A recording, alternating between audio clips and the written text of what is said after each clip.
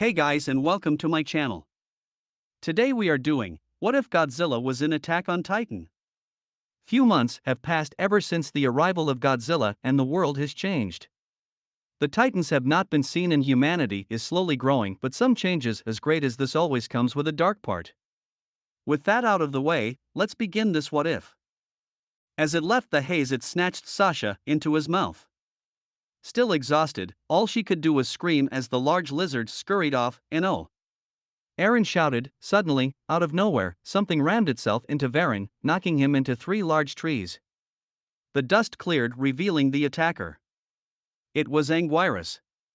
He roared at Varen, signaling that he was not happy with the giant lizard taking off with Sasha. As Varen struggled to get up, the young monster charged in again, causing Varen to lose his grip on Sasha.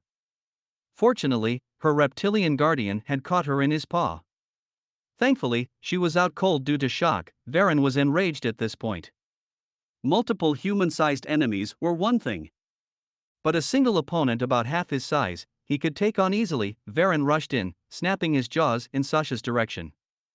Anguirus caught Varen's face with his other claw, pushing him away. Anguirus placed Sasha down as Varen came in for another attack. He performed an uppercut using his horn, slicing into Varen's belly. Varen retaliated by pounding on Anguirus's body. The spikes on his back weren't developed yet, so they weren't enough to keep Varen from repeatedly beating him. Anguirus hunched over, hoping his shell could keep the lizard at bay. He fought back by biting the only thing close enough to him, Varen's leg. Varen screeched in pain as he struggled against Anguirus's jaws. Varen continually struck Anguirus with his tail. This was painful for Anguirus, but he wouldn't allow Varen to harm Sasha. The humans turned around to the sound of thundering hooves. 3 figures, cloaked in charcoal gray robes, thundered in on horseback. They leapt over Eren, Jean, and Armin, landing abruptly. Once they were close enough to the kaiju, they dismounted. Who the hell are these idiots? Jean shouted, "Get out of there now," but they ignored him and focused on the 2 colossi fighting. In unison, they crouched down onto the forest floor. No one knew what they were doing, but Eren could hear it. The same song he heard last time he was in Titan form filled his head. This time, Varen and Anguirus seemed to respond. Varen backed away from his young opponent and slowly retreated into the forest. Anguirus reared, standing proudly as Varen disappeared. Anguirus bent down, pushing Sasha with his nose to see if she was okay. The Survey Corps made their way to the hooded figures. "All right," yelled Mobilt, "this area is off limits." "What are you doing out here?" The strangers flipped their hoods to reveal themselves. 2 of them were women none of them recognized, but the third one was familiar enough. "Miss Segusa?" cried out Eren. "What are you doing here? We wanted to help," she said. "It's our city too, you know." She turned to her assistants and gave them their orders. "Laura, Maul," she said, "check her for any injuries." Maul and Laura nodded and rushed to Sasha's aid. As they examined her, Anguirus came closer to the group, practically at Nikki's feet. He crouched down with his face to her level. "What's he doing?" Connie asked. "Maybe he's found a new favorite." Smirked Jean. "Simple telepathy," Nikki said, placing her hand on the Saurian's nose. "I told him she would be safe with us. Right now he's curious about me." "You mean you can talk to that thing?" Jean said in disbelief. "Anguirus," she said. "What?" Jean asked. "His name is Anguirus," she replied back. "He just told me." "Hold on," said Eren, piecing everything together. "You were in my head yesterday. It was during the Mantis attack. You drove them off." "You could hear that," she said with a curious look on her face. "That's never happened before." "I don't try to use my powers on other people. Maybe it's because I'm a shifter," Eren thought. "I don't believe any of this," Jean continued. "If you can really control these things, then prove it. Make him do something." Immediately, Anguirus scooped up Jean with his nose. His jacket caught on his horn as Anguirus lifted him into the air. Everyone laughed. Admittedly, after a long day of fighting and terror, they needed this. "So," she said, "have you boys gotten rid of the mantises yet?" "We have," Hang said. "But as you can observe, there's more here than just giant insects. All we found out is that most of them contain a preservative chemical in their bloodstream. But unfortunately, more of these creatures are popping up. We have no idea where they're coming from, maybe one of us does know, Armin suggested, gesturing at Anguirus. Mickey nodded, realizing exactly what Armin was talking about. While she placed her hand on Anguirus's face, her assistants had their prognosis. Sasha had been knocked out cold. Other than a broken arm, she was fine. Thankfully, they had medical supplies with them in order to treat such things. Anything yet? Mikasa asked. Nothing yet, she said. I might have to dig into his instinctual half. She remained silent with her eyes closed. She looked as if she was confused. I doubt it's hard to describe in words, she said. She gestured to Maul and Laura, who took her hand. They in turn stretched out their free hands, looking to the Survey Corps. Link hands, said Laura, and close your eyes. It'll show you what she sees. At this point, no one had the strength to argue about this. They formed a human circle, linked all the way to Mickey herself. The moment everyone closed their eyes, images began to appear. They saw a vast, near-tropical landscape, full of exotic plants. The wildlife was just as strange. There were two species they recognized, Kamakuras and Varan. Other creatures included dinosaurs, gigantic insects, and large birds. Each of them foraging, hunting, and interacting in their own groups. Then time began to shift, like the images were on fast forward. The land became colder and colder. The animals buried themselves beneath the earth, just before the ice covered everything. Time moved forward again, as the ice melted, giving rise to different kinds of plant life. The creatures once buried emerged from the ground to forage and repopulate as if nothing happened at all. As the images progressed, the cycle repeated. Again and again, the creatures would bury themselves to avoid some kind of climate change or natural disaster, one of which was a meteor. After about 12 or 14 times, the cycle stopped. The imagery went to black. Suddenly, an orange light appeared in an immense burst. All the while, a voice screamed in agony, "It burns!" The voice yelled, "It burns!" As the light died out, formations of crystal began to spring up at all angles. In the center, a pair of blazing eyes glared in rage. Anguirus backed away, cutting the connection. Perhaps he was too frightened of the images to continue. "What was all that?" asked Mikasa. "I don't know," said Mickey, trying to pull herself together. There was a silence in the forest, except for the gasping by the humans. This silence only lasted for 2 minutes until it was interrupted. "Wait, the preservative." Armin said. "What do you mean?" asked Hang. "All right," Armin said. "You know how insects and reptiles hibernate during the winter?" "Go on," said Mobilt. "What if the creatures here do the same?" he continued. "But instead of months, these creatures sleep for centuries, and the preservative keeps them alive long enough to wait for entire climate changes." Hang said, almost tearing with excitement. "They must have been doing this for generations." "Incredible, but wait," said Aaron. "If that's the case, then why now? Why now of all times to awaken?" Everyone paused on this. "Maybe they didn't choose to awaken now," answered Armin. "Perhaps something woke them prematurely?" Armin's theory just opened the door to new dangers. If he was right, then they wouldn't be safe until the source of this disturbance was found. Meanwhile, Ymir and Reiner continued walking, following the path the thing had taken. After half an hour, something in the fog stood out. It was a massive tower, over 30 stories high and composed of the familiar crystals. If it weren't for the thick fog, it would have towered over the forest. "More crystals," asked an annoyed Reiner. Ymir came in closer, examining it. "This looks old," she said. "Not ancient, but a lot older than what we've seen." "You think this is the source of our problems?" he asked. Just then, the thing had reappeared. It looked down upon them from 190 feet, with the same glowing eyes. Reiner attacked in blind rage, swinging his blades at the Colossus's foot. Ymir stayed quiet, like she had seen a ghost. "Ymir," he said, "why won't you dash?" Before he could receive an answer, the thing had picked Reiner up, slowly bringing him to its face. The creature was scrawny, with barely any skin attached to it at all. All over its body, purple crystals emerged from its flesh. But Reiner's reaction of horror came once he saw the face. That humanoid, near-skeletal face. That familiar face, one he would never forget. "Bertolt," he said in shock. The beach had remained calm for quite a while. That silence was broken by the waves slowly giving way to a leviathan. Godzilla had followed his senses to this location, searching for that strange yet familiar force. After a few thundering footsteps, he made his way onto dry land. It took him a while to look around. He knew what he was looking for was here, but he couldn't see it. Finally, it arose. From the ground, a crystal tower emerged from the sandy beach.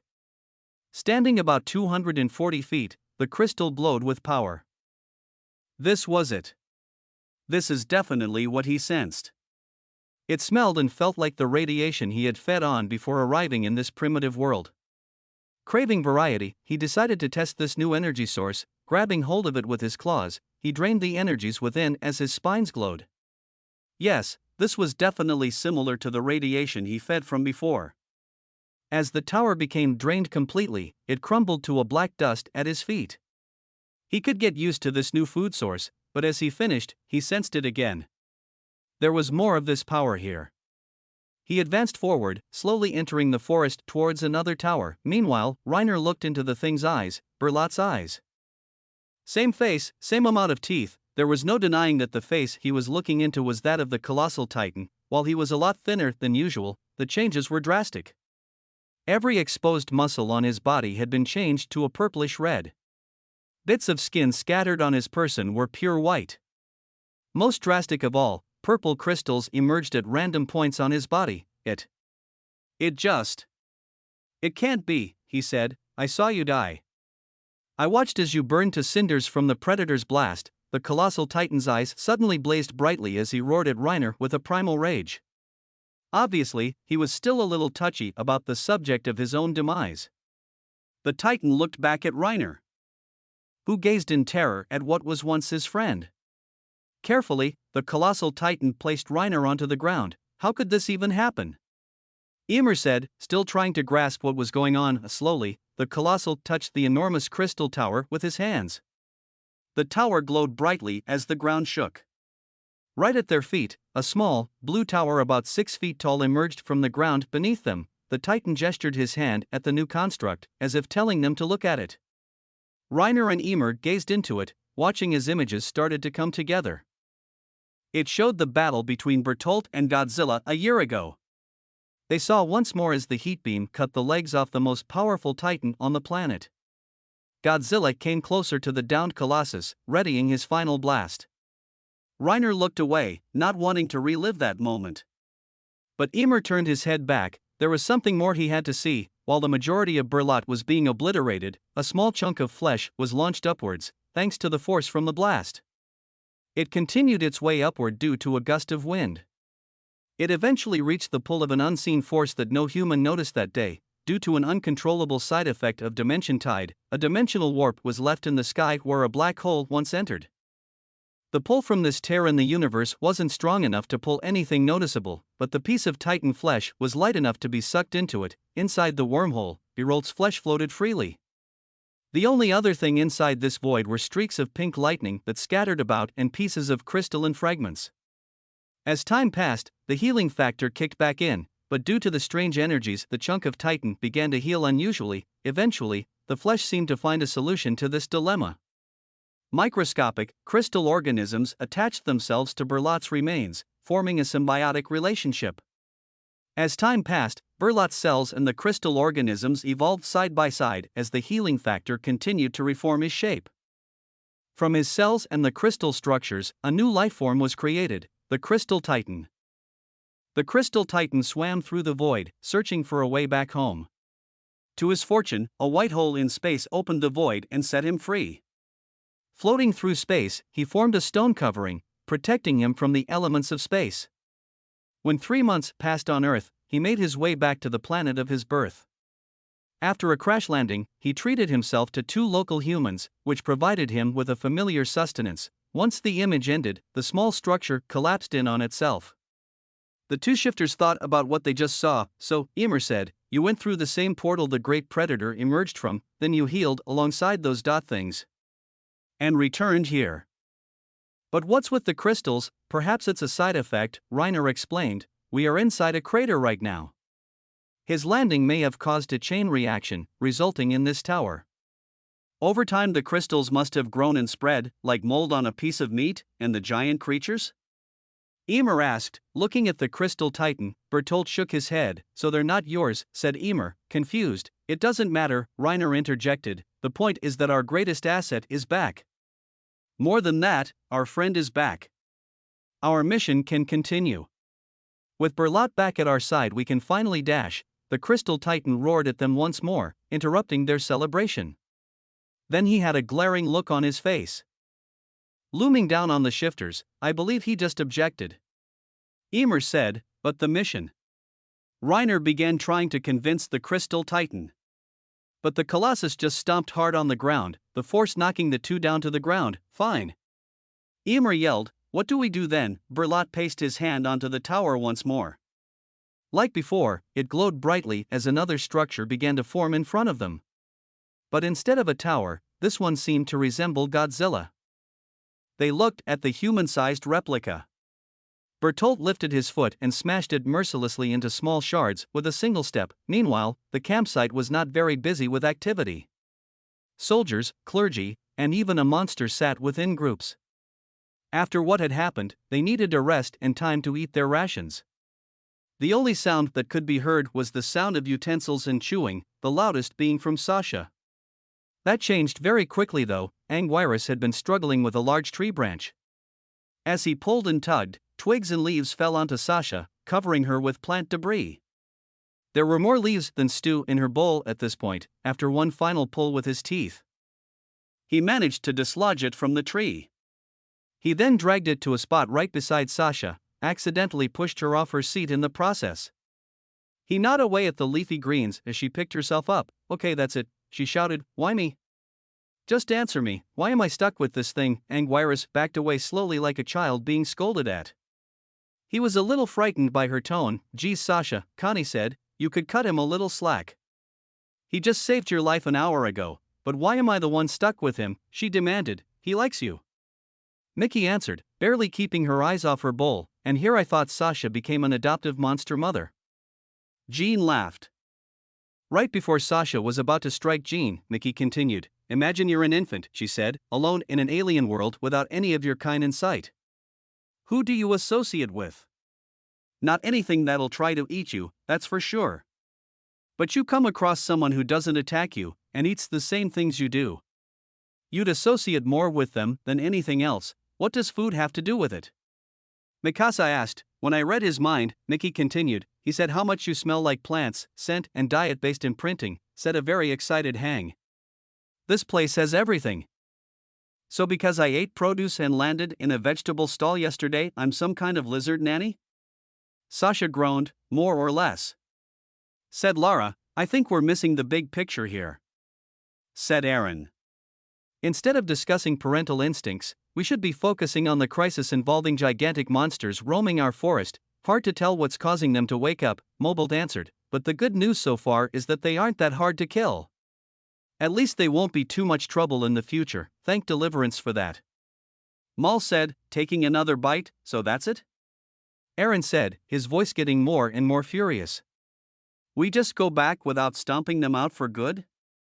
Live like cattle all over again? You shouldn't be talking about stomping them out, Jean said smugly. After all, it doesn't seem like you're able to do any more than the rest of us against these things. Thanks to your recent handicap, you're just another human with a sword. Aaron's tolerance just reached the boiling point. Arrogant son of a bitch, he yelled. If it weren't for Mikasa and Armin holding him back, he would have covered the forest floor with Jean's blood. Aaron, said Armin, you need to calm down, they're just words. Aaron, Mikasa said, you're better than this. You know you are. Aaron pulled himself free from his friend's arms, running the opposite way. He needed space to cool off. As soon as Aaron left, there was an unease all over the campsite. Sasha, however, had her attention elsewhere. A branch landed right in her lap, startling her for a second. When she looked down at it, she noticed it was covered with apple-like fruit. She then looked back up to see Anguirus pushing the branch closer to her with his nose, his head lowered with very sorrowful eyes. He almost resembled an apologetic child. Sasha then let out a sigh. She took one of the fruits, biting into it. She stretched out her hand and rubbed his snout. Anguirus closed his eyes, accepting this as a sign of forgiveness. Aaron was now at least 15 feet away from the others. The words dug deep, hitting a very dangerous nerve. But the worst part was that Jean, for the jerk he was completely right. Now he was just another foolish teenager without special powers. He felt like all he was torn out of him in one foul swoop. There's nothing out here to hit except trees, Mickey said as she approached. And I don't recommend hitting them. If you're here to preach, then I'm not hearing it, Aaron said, not even looking at her. How about a theory then, she said. This seemed to confuse Aaron a bit. He faced her, wanting to see where this was going. About what, he said, Titans. She answered. Normally a conversation on this topic would strike a nerve, but something about the way she said it made it all the more intriguing. Maybe she knows something the rest of us don't. What about them, he asked. Well, she began, say you're raised on a farm. You either buy food or grow it. In order to grow food, you must till the soil, water the seeds, plant the seeds, pull out invading plants, and harvest them before they spoil. If you sit lazily all day and not do these chores, then your plate would have nothing on it. What the hell does this have to do with Titans, said Aaron, she continued, they've been hunting us for a century. So did we do nothing? No, we came up with ways to keep us as safe as possible. Walls, cannons, the military branches, 3D gear, all in an effort to combat them. But those without a weapon or a rank prayed. They had begged, bargained, and performed good deeds, all to get as much help as they could. Then what happened? The great predator came down, said Aaron, trying really hard to follow. He didn't just come down, she said, he was sent to us. By what? Deliverance sent him, she answered. Giant reptiles don't just fall out of the sky, you know. Well, what is deliverance anyway? Aaron said, a deity, a force. What is it? We still don't know. She said, but whatever it is, whoever it is, it delivered us from the Titans. I became the head of the church thanks to my abilities. With my powers, and that of Maul and Lara, we might be able to contact deliverance and learn about it, but you haven't found anything out yet. Aaron said, not yet, she said, but we know if we try, we'll find answers. That is the key, Aaron. Without the effort the crops can't grow, and without our effort deliverance wouldn't have helped us. Yes, I know times can be harsh whether in agriculture or Titan slaying. But all we can do is pick ourselves up and try again. Aaron was starting to see what she meant. But how could he even try without his prime weapon? Right now, he doesn't have an answer. Her words did work in calming him. Guess this is the other reason the townsfolk were so fond of her, he thought to himself, but as he was about to thank her, Mobolt came up to them. Armin's found something, he said. You'd better come see. The humans trekked a few yards away from the campsite, in shock of what they encountered. Hundreds of crystals sticking out of the ground, almost looking like a small forest of glass shards, by the great architect, Aaron said. What are they? I don't know. Hang said, some kind of gemstone maybe. They examined the area for at least 6 minutes. None of the tools Hang or Mobolt had could scratch them. Anguirus seemed upset by just the sight of it. Even Sash couldn't calm him down. A small rumbling sound came from the furthest crystal. It wasn't a tremor, but it was noticeable enough to get everyone's attention. From the soil emerged a few small creatures. Most of them were large, grayish lizards that scattered quickly. The remaining 3 were pure white tortoises with skull-like faces. This caused Armin to gain a powerful insight. This must be it, Armin said. These look like the crystals from the vision. These crystals are what's causing the creatures to awaken. That explains the quivering beast, said Jean, gesturing to the frightened Anguirus. Maybe they emit some kind of energy, Armin continued, something that disturbed their sleeping pattern. Before any more questions could be answered, a familiar roar echoed in the distance. The roar echoed through the forest. It hadn't been heard around here for almost a year, but the humans instantly recognized it. The great predator had returned. After a 10-minute hike, they reached a cliffside. Here was the source of the call. In the distance, Godzilla walked northward, on the hunt for more of the energy towers. Oh great, Jean sighed, now we have him to worry about. Don't worry, Maul said reassuringly, he only goes after the Titans. He won't pay us any mind. There's just one problem, Armin said. The Titans were practically wiped out in this forest. With all the predators popping up, there's no doubt that they eliminated the rest by now. What are you saying?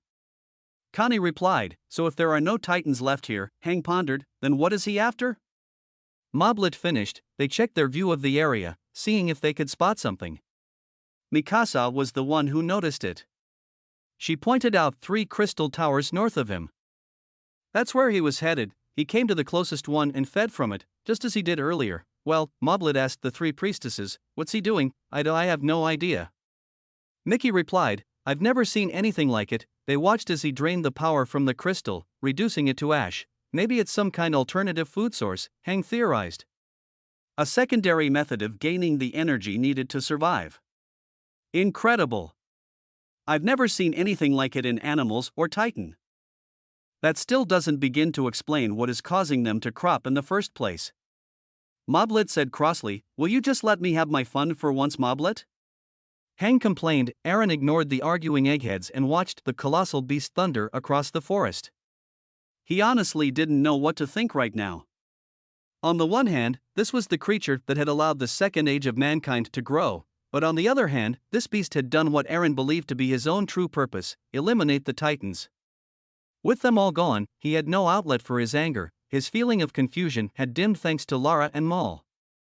They were on their knees, singing a hymn in a strange language. While he didn't recognize its words, he could feel their intention, praise towards the beast. The rhythm of their voice soothed Aaron's mind. As they sang, Godzilla had found another tower. This one was massive. He walked ever so slowly towards it. Suddenly, right before he touched it, the ground beneath his feet caved in. The massive cloud of dust filled the air like a nuclear explosion. Everyone was shocked. What had just happened? When the dust cleared, there was a gigantic hole in the ground, large enough to leave Godzilla trapped inside. While the great predator struggled to climb free, the humans rambled like frightened chickens. What was going on? Had the ground collapsed? This ring of noise was interrupted by Armin. Look, he said, the tower is moving. Everyone looked. He was right. The back half of the tower shifted, almost like a large crystal insect had been stirred into leaving its hideout. But this was no insect. Even if it did hide like one, a humanoid figure covered in crystals pushed itself away, a few fragments of its camouflage flying off. There was no need to hide anymore, not for the crystal titan. It leaped into the air, landing right in front of the tower. Everyone could see it, all 250 feet of the monstrosity. What the hell is that? Jean called out. A new titan? Connie asked, it looks familiar. Mikasa said, the dust had finally cleared completely. They saw the exposed muscle, the large mouth full of teeth, and that near-human face. Everyone had the same thought, but only Aaron was brave enough to say it out loud. Bertolt, it all came back to him, the words the old man said yesterday, he's not gone, he just left.